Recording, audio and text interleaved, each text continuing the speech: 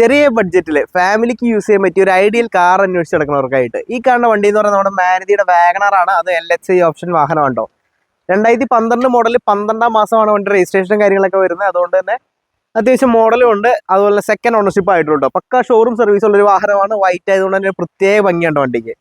അപ്പോൾ വണ്ടിയുടെ കൂടുതൽ ഡീറ്റെയിൽ നോക്കുമ്പോൾ അതിൽ ഫ്രണ്ട് വശം നോക്കുമ്പോൾ നല്ല ബ്ലാക്ക് ഗ്രില്ല് വിത്ത് സിൽവർ ഇൻസേർട്ടും വന്നിട്ടുണ്ട്. അതും വൈറ്റോടെ നല്ലൊരു കോമ്പിനേഷൻ ആണ് വന്നിട്ടുള്ളത്.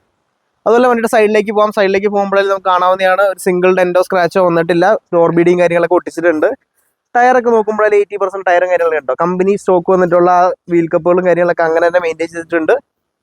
അപ്പോൾ വണ്ടിയുടെ ഇന്റീരിയറിലേക്ക് പോകാട്ടോ. റൂഫ് റെയിൽസും കാര്യങ്ങളൊക്കെ കമ്പനി ഇൻബിൽറ്റ് വന്നിട്ടുള്ളതാണ്. അതിൻ്റെ ഒരു ഭംഗി എക്സ്ട്രായിട്ട് വന്നിട്ടുണ്ട് കേട്ടോ. ഇന്റീരിയർ നോക്കുമ്പോഴായാലും നല്ലൊരു SUV സെഗ്മെന്റ് വാഹനത്തിൽ കയറുന്ന പോലെ അത്ര സിമ്പിൾ ആയിട്ട് കയറാവുന്ന രീതിയിലുള്ള ഇന്റീരിയറാണ് വന്നിട്ടുള്ളത്.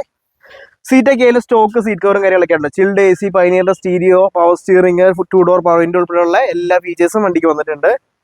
അതൊക്കെ കൂടാണ്ട് നമുക്ക് ഈ വണ്ടിക്ക് റെയിൻ ഗാർഡും കാര്യങ്ങളൊക്കെ ഒട്ടിച്ചുകൊണ്ട് തന്നെ അത്യാവശ്യം എക്സ്ട്രാ ഫിറ്റിംഗ്സും ഉണ്ടെന്ന് തന്നെ പറയാം കേട്ടോ. അപ്പോൾ ബാക്ക് സൈഡ് നോക്കാം.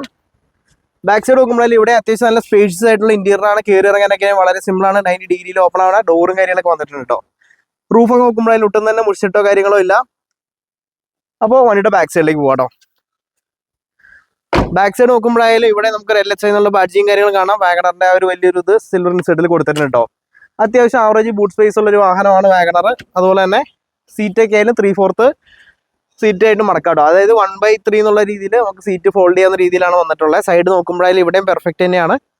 ഒരു സിംഗിൾ ഡെന്റോ സ്ക്രാച്ച് നമുക്ക് കാണാനായിട്ടില്ല കേട്ടോ. അപ്പോൾ ഈ വാഹനത്തിന്റെ എഞ്ചിൻ റൂം കാണിച്ചു തരാം. ഇതാണ് ഈ വണ്ടിയുടെ എഞ്ചിൻ റൂം വരുന്നത്. അത്യാവശ്യം നല്ല നീറ്റ് ആയിട്ട് തന്നെ മെയിൻറ്റെയിൻ ചെയ്തിട്ടുള്ള എഞ്ചിൻ റൂം കാര്യങ്ങളൊക്കെയാണ്. വേറെ അബ്രോണോ കാര്യങ്ങളൊന്നും പൊട്ടിച്ചോ പണിതിട്ടൊന്നുമില്ല.